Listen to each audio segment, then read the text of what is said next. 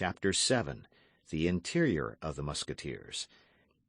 When D'Artagnan was out of the Louvre, and consulted with his friends upon the use he had best make of his share of the 40 pistoles, Athos advised him to order a good repast at the Pomme de Pin, Porthos to engage a lackey, and Aramis to provide himself with a suitable mistress. The repast was carried into effect that very day, and the lackey waited at table. The repast had been ordered by Athos, and the lackey furnished by Porthos. He was a Picard, whom the glorious Musketeer had picked up on the Bridge Tournelle, making rings and plashing in the water. Porthos pretended that this occupation was proof of a reflective and contemplative organization, and he had brought him away without any other recommendation. The noble carriage of this gentleman, for whom he believed himself to be engaged, had one Planchet. That was the name of the Picard. He felt a slight disappointment, however, when he saw that this place was already taken by a compere named Mousqueton, and when Porthos signified to him that the state of his household, though great, would not support 2 servants, and that he must enter into the service of D'Artagnan. Nevertheless, when he waited at the dinner given by his master, and saw him take out a handful of gold to pay for it, he believed his fortune made, and returned thanks to heaven for having thrown him into the service of such a Croesus. He preserved this opinion even after the feast, with the remnants of which he repaired his own long abstinence, but when in the evening he made his master's bed, the chimeras of Planchet faded away. The bed was the only one in the apartment, which consisted of an antechamber and a bedroom. Planchet slept in the antechamber upon a coverlet taken from the bed of D'Artagnan, and which D'Artagnan from that time made shift to do without. Athos, on his part, had a valet whom he had trained in his service in a thoroughly peculiar fashion, and who was named Grimaud. He was very taciturn, this worthy seigneur. Be it understood we are speaking of Athos. During the 5 or 6 years that he had lived in the strictest intimacy with his companions, Porthos and Aramis, they could remember having often seen him smile, but had never heard him laugh. His words were brief and expressive, conveying all that was meant, and no more, no embellishments, no embroidery, no arabesques. His conversation was a matter of fact, without a single romance. Although Athos was scarcely 30 years old, and was of great personal beauty and intelligence of mind, no one knew whether he had ever had a mistress. He never spoke of women. He certainly did not prevent others from speaking of them before him, although it was easy to perceive that this kind of conversation, in which he only mingled by bitter words and misanthropic remarks, was very disagreeable to him. His reserve, his roughness, and his silence made almost an old man of him. He had, then, in order not to disturb his habits, accustomed Grimaud to obey him upon a simple gesture or upon a simple movement of his lips. He never spoke to him, except under the most extraordinary occasions. Sometimes Grimaud, who feared his master as he did fire, while entertaining a strong attachment to his person and a great veneration for his talents, believed he perfectly understood what he wanted, flew to execute the order received, and did precisely the contrary. Athos then shrugged his shoulders and, without putting himself in a passion, thrashed Grimaud. On these days he spoke a little. Porthos, as we have seen, had a character exactly opposite to that of Athos. He not only talked much, but he talked loudly, little caring, we must render him that justice, whether anybody listened to him or not. He talked for the pleasure of talking, and for the pleasure of hearing himself talk. He spoke upon all subjects except the sciences, alleging in this respect the inveterate hatred he had borne to scholars from his childhood. He had not so noble an air as Athos, and the commencement of their intimacy often rendered him unjust toward that gentleman, whom he endeavored to eclipse by his splendid dress. But with his simple musketeer's uniform and nothing but the manner in which he threw back his head and advanced his foot, Athos instantly took the place which was his due, and consigned the ostentatious Porthos to the second rank. Porthos consoled himself by filling the antechamber of Monsieur de Tréville and the guardroom of the Louvre with the accounts of his love scrapes, after having passed from professional ladies to military ladies, from the lawyer's dame to the baroness. There was question of nothing less with Porthos than a foreign princess, who was enormously fond of him. An old proverb says, like master, like man. Let us pass then from the valet of Athos to the valet of Porthos, from Grimaud to Mousqueton. Mousqueton was a Norman, whose pacific name of Boniface his master had changed into the infinitely more sonorous name of Mousqueton. He had entered the service of Porthos upon condition that he should only be clothed and lodged, though in a handsome manner, but he claimed 2 hours a day to himself, consecrated to an employment which would provide for his other wants. Porthos agreed to the bargain. The thing suited him wonderfully well. He had doublets cut out of his old clothes and cast-off cloaks for Mousqueton, and thanks to a very intelligent tailor, who made his clothes look as good as new by turning them, and whose wife was suspected of wishing to make Porthos descend from his aristocratic habits, Mousqueton made a very good figure when attending upon his master. As for Aramis, of whom we believe we have sufficiently explained the character, a character which, like that of his companions, we shall be able to follow in its development, his lackey was called Bazin. Thanks to the hopes which his master entertained of some day entering into orders, he was always clothed in black, as became the servant of a churchman. He was a barricon, 35 or 40 years old, mild, peaceable, sleek, employing the leisure his master left him in the perusal of pious works, providing rigorously for two a dinner of few dishes but excellent. For the rest, he was dumb, blind, and deaf, and of unimpeachable fidelity. And now that we are acquainted, superficially at least, with the masters and the valets, let us pass on to the dwellings occupied by each of them.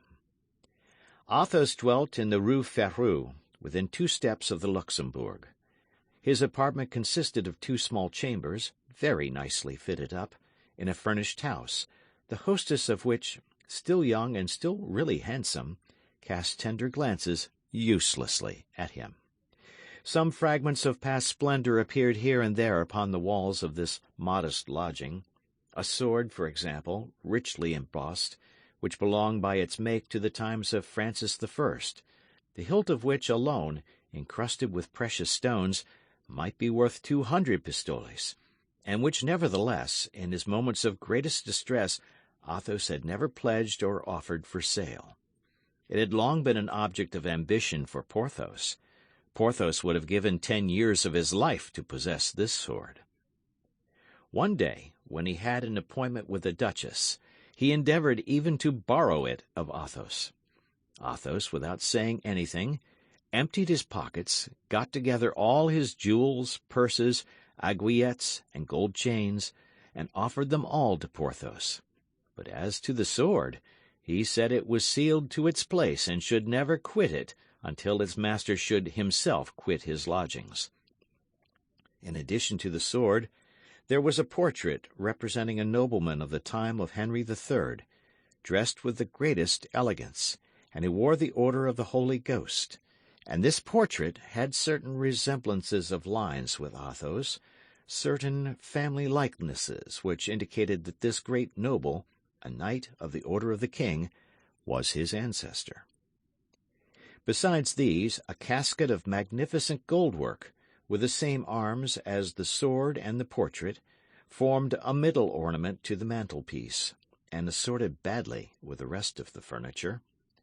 Athos always carried the key of this coffer about him, but he one day opened it before Porthos, and Porthos was convinced that this coffer contained nothing but letters and papers, love letters and family papers, no doubt. Porthos lived in an apartment large in size and of very sumptuous appearance, in the Rue de Vieux Colombier. Every time he passed with a friend before his windows, at one of which Mousqueton was sure to be placed in full livery, Porthos raised his head and his hand and said, "That is my abode." but he was never to be found at home. He never invited anybody to go up with him, and no one could form an idea of what his sumptuous apartment contained in the shape of real riches. As to Aramis, he dwelt in a little lodging composed of a boudoir, an eating-room, and a bedroom, which room, situated, as the others were, on the ground floor, looked out upon a little fresh green garden, shady and impenetrable to the eyes of his neighbours. With regard to D'Artagnan, we know how he was lodged, and we have already made acquaintance with his lackey, Master Planchet. D'Artagnan, who was by nature very curious, as people generally are who possess the genius of intrigue, did all he could to make out who Athos, Porthos, and Aramis really were. For under these pseudonyms each of these young men concealed his family name. Athos, in particular, who, a league away, savoured of nobility.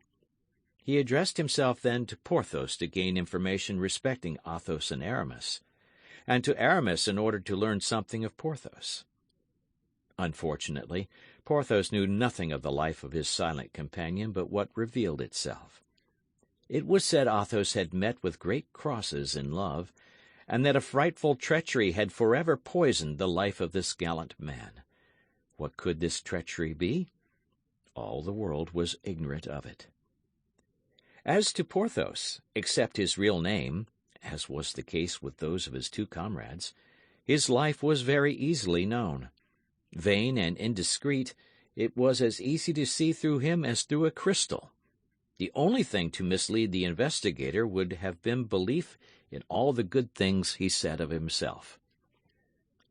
With respect to Aramis, though having the air of having nothing sacred about him, he was a young fellow made up of mysteries, answering little to questions put to him about others, and having learned from him the report which prevailed concerning the success of the musketeer with a princess, wished to gain a little insight into the amorous adventures of his interlocutor. "And you, my dear companion," said he, "you speak of the baronesses, the countesses, and princesses of others?" "Pardieu, I spoke of them because Porthos talked of them himself, because he had paraded all these fine things before me. But be assured, my dear Monsieur d'Artagnan, that if I had obtained them from any other source, or if they had been confided to me, there exists no confessor more discreet than myself." "Oh, I don't doubt that," replied D'Artagnan. "But it seems to me that you are tolerably familiar with coats of arms, a certain embroidered handkerchief, for instance, to which I owe the honour of your acquaintance." This time Aramis was not angry, but assumed the most modest air, and replied in a friendly tone, "My dear friend, do not forget that I wish to belong to the Church, and that I avoid all mundane opportunities. The handkerchief you saw had not been given to me, but it had been forgotten and left at my house by one of my friends. I was obliged to pick it up in order not to compromise him and the lady he loves.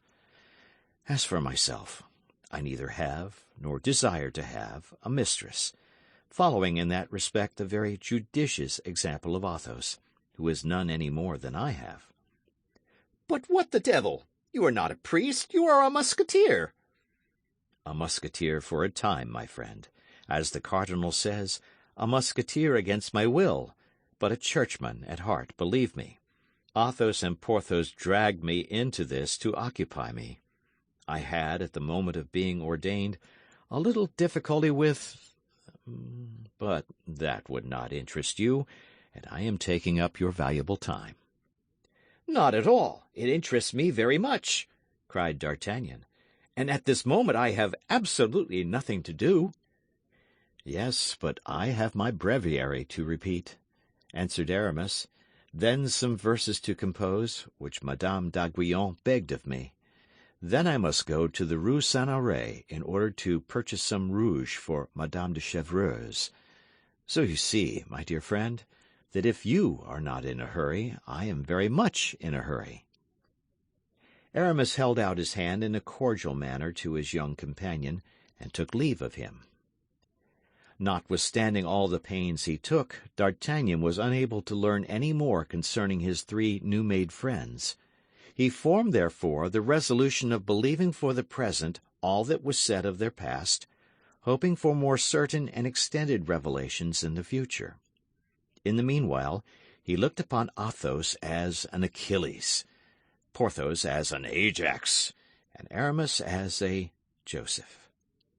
As to the rest, the life of the four young friends was joyous enough. Athos played, and that as a rule, unfortunately. Nevertheless, he never borrowed a sou of his companions, although his purse was ever at their service, and when he had played upon honour, he always awakened his creditor by 6 o'clock the next morning to pay the debt of the preceding evening. Porthos had his fits. On the days when he won, he was insolent and ostentatious. If he lost, he disappeared completely for several days, after which he reappeared with a pale face and thinner person, but with money in his purse. As to Aramis, he never played.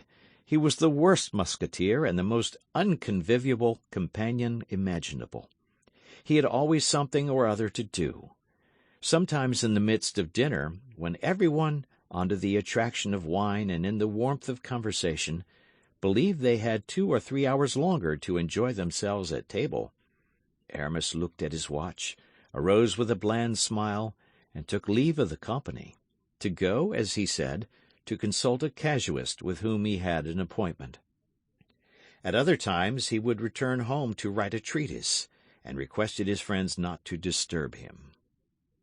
At this Athos would smile, with his charming, melancholy smile, which so became his noble countenance, and Porthos would drink, swearing that Aramis would never be anything but a village curé. Planchet, D'Artagnan's valet, supported his good fortune nobly. He received 30 sous per day, and for a month he returned to his lodgings gay as a chaffinch and affable toward his master. When the wind of adversity began to blow upon the housekeeping of the Rue des Fossoyeurs, that is to say, when the 40 pistoles of King Louis XIII were consumed, or nearly so, he commenced complaints which Athos thought nauseous, Porthos indecent, and Aramis ridiculous. Athos counselled D'Artagnan to dismiss the fellow. Porthos was of the opinion that he should give him a good thrashing first, and Aramis contended that a master should never attend to anything but the civilities paid to him. "This is all very easy for you to say," replied D'Artagnan. "For you, Athos, who live like a dumb man with Grimaud, who forbid him to speak, and consequently never exchange ill words with him. For you, Porthos, who carry matters in such a magnificent style, and are a god to your valet, Mousqueton. And for you, Aramis, who, always abstracted by your theological studies, inspire your servant, Bazin, a mild religious man, with a profound respect. But for me, who am without any settled means and without resources, for me, who am neither a musketeer nor even a guardsman, what am I to do to inspire either the affection, the terror, or the respect in Planchet?" "This is serious," answered the three friends. "It is a family affair. It is with valets as with wives. They must be placed at once upon the footing in which you wish them to remain. Reflect upon it." D'Artagnan did reflect, and resolved to thrash Planchet provisionally, which he did with the conscientiousness that D'Artagnan carried into everything. After having well beaten him, he forbade him to leave his service without his permission. "For," added he, "the future cannot fail to mend. I inevitably look for better times. Your fortune is therefore made if you remain with me, and I am too good a master to allow you to miss such a chance by granting you the dismissal you require." This manner of acting roused much respect for D'Artagnan's policy among the Musketeers. Planchet was equally seized with admiration, and said no more about going away. The life of the four young men had become fraternal. D'Artagnan, who had no settled habits of his own, as he came from his province into the midst of a world quite new to him, fell easily into the habits of his friends. They rose about 8 o'clock in the winter, about 6 in summer, and went to take the countersign and see how things went on at Monsieur de Treville's. D'Artagnan, although he was not a musketeer, performed the duty of one with remarkable punctuality. He went on guard because he always kept company with whoever of his friends was on duty. He was well known at the Hotel of the Musketeers, where everyone considered him a good comrade. Monsieur de Treville, who had appreciated him at the first glance, and who bore him a real affection, never ceased recommending him to the king. On their side, the Three Musketeers were much attached to their young comrade. The friendship which united these 4 men, and the need they felt of seeing another 3 or 4 times a day, whether for dueling, business, or pleasure, caused them to be continually running after one another like shadows, and the inseparables were constantly to be met with seeking one another, from the Luxembourg to the Place Saint-Sulpice, or from the Rue de Vieux-Colombier to the Luxembourg. In the meantime, the promises of Monsieur de Treville went on prosperously. One fine morning the king commanded Monsieur de Chevalier Dessessart to admit D'Artagnan as a cadet in his company of guards. D'Artagnan, with a sigh, donned his uniform, which he would have exchanged for that of a musketeer at the expense of 10 years of his existence. But Monsieur de Treville promised this favour after a novitiate of 2 years, a novitiate which might besides be abridged if an opportunity should present itself for D'Artagnan to render the king any signal service, or to distinguish himself by some brilliant action. Upon this promise D'Artagnan withdrew, and the next day he began service. Then it became the turn of Athos, Porthos, and Aramis to mount guard with D'Artagnan when he was on duty. The company of Monsieur de Chevalier Dessessart thus received 4 instead of 1 when it admitted D'Artagnan.